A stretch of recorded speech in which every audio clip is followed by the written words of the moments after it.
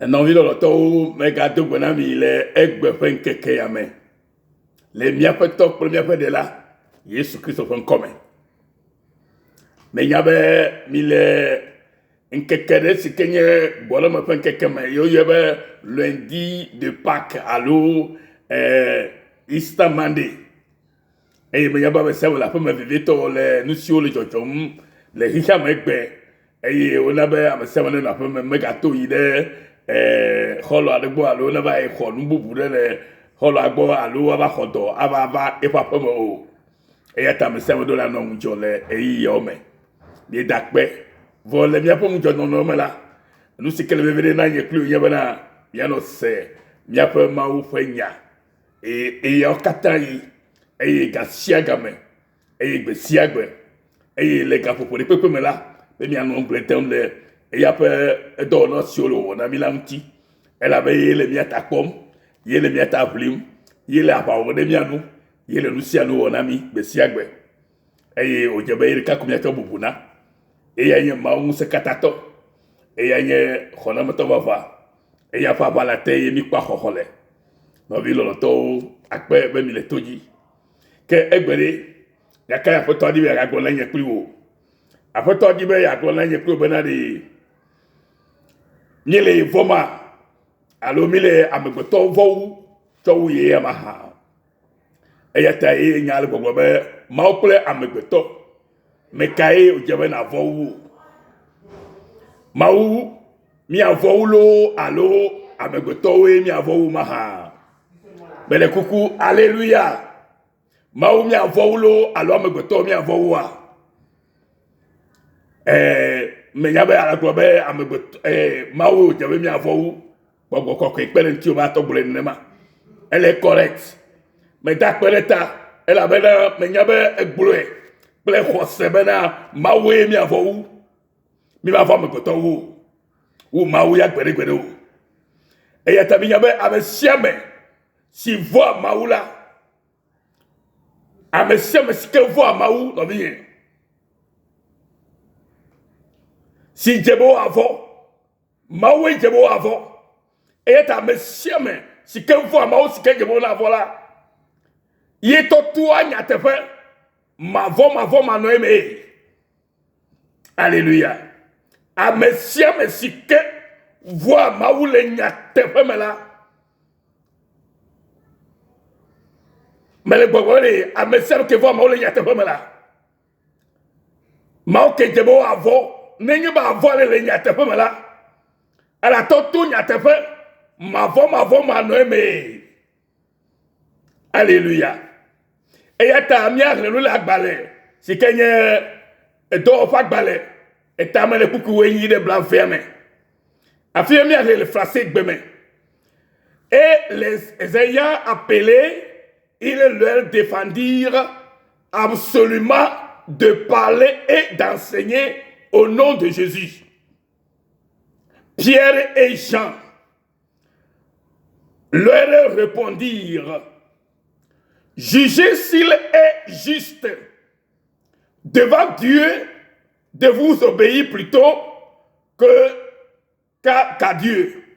Car nous ne pouvons pas ne pas parler de ce que nous avons vu et attendu. Acte 4, 18 à 20. Alléluia. Et Bible a le bon ami de onyobe wa do to amegbeto alo ade wu amegbeto to wu Mawu ma ha. Nenye be wo kenya amegbeto eye enya be Mawu eti o jebo ade bubu alo avola e sheila e jebe nenye be nu ale no de kpekpe hala e jebe ala to nya teƒe me e ya de fia bena Mawu evo Mawu ela ba me se ke vo Mawu la eto tua nya teƒe vovo ma no meto e ta nya teƒe to ko oyomi la oyomi be mi ano nya teƒe to ji majijo na amegbeto pe de kokko la be nya teƒe be de kokko ha le nya teƒe me de kokko le ne me tua nya teƒe o na ha vi o la me le o ne me tua nya teƒe na megbeto la ye gome bena elnye alakpata la eye nyatefe mele me o eye o ma to yo be Kristo to o ma to yo be mausibola o ma to yo be pastor alo hakpola alo duklola alo amesikela monko o ma to yo be anyama ma to ngere ko ke ele nude wo mde o to video de takoe ye dibe no no nyama ne ya to po video le be kwa evo ko amegbeto echuro ekuo echinuvomo mekao yao maye ne maita o yomido eyata wo Kristo to eyata wo no vinye Kristo to ke la fiere ke nye Kristo to la oyo egbebela le yomela edo la butame edo la idokume ben le ponu de sia de ke woname le pa gbelo no me de nyate toto le yemea ye voana mawa mawe voana to wa megbeto a la ba medola o va megbeto to mau bena nenye be ma wele ke wola ne ba wele ke la me magalo e fa nya gba lo maga to po vide ke la me agbo awo na nya Kristo to le nya te famala e do la no ten no no mawo e la me nye ma fo lo no mawo no vide lo to mi se clair jugez s'il est juste devant Dieu de vous obéir plutôt qu'à Dieu. Dans Dieu, les morts font mi a boire avec beto ou maha awo mais je le m'a font comme un que maoumi a tobuna maoumi a doto maoumi a vo to wa avec beto. Alléluia. Vomia lo mia lo no le ya te va mais que no via lo ya te la ye toi ya te vene. Alléluia. Et ya te mia ga le agbale sikoya be mia kole to to ba agbale vriame. Alléluia.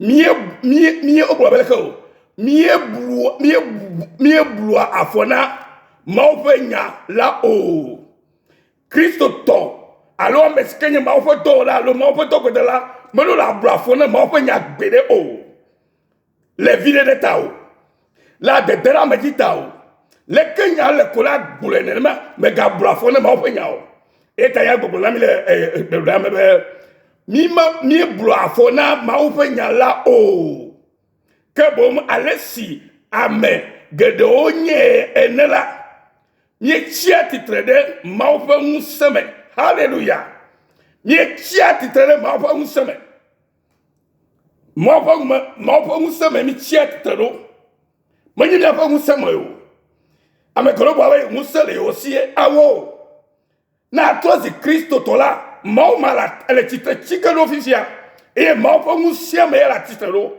ya to gbolonya tefena e hawi ke e fofol kama no tio hallelujah e ta mi me flua afonanya enya tefela o mo ponya te ka bo lu kami wona ka bo ejaba mi ka bo ejaba alesi maufa ka bo mi wan ka bo ame gede o nye enela mi chia titrede maufa musame e mi gbolo anya tefe na yatefe va tolana amesiame na chitere mofo musiame la no vie ala tenglo yatefe ne amesiame bobo manontie vone me chitere mofo musiame na chitere doko sila ma tenglo gbede ala wa me fon kuma kokofonu e doke mauto da sina mi be mi agbe fa ke choda te mi de na mole nyate fo be gba de e yata no vinye e jebe wo kele nya se vivila e jebe na la tole o jimegbe alléluia ne na hode de popolo le yesu fo comme me gabla fo na nya ka olo